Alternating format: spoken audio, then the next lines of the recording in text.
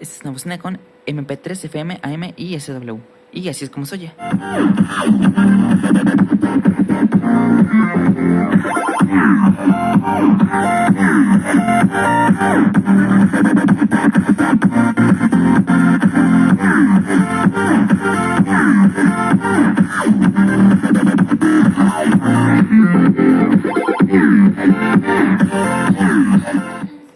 Así es, como puedes ver tiene linterna. Así es, está un poquito duro el botoncito. También tiene entrada para carga tipo C, USB y para tarjeta CD. Y algo interesante también que tiene es que con este botón puedes iniciar, grabar un video o incluso tomar una foto con tu cámara, conectándola vía Bluetooth.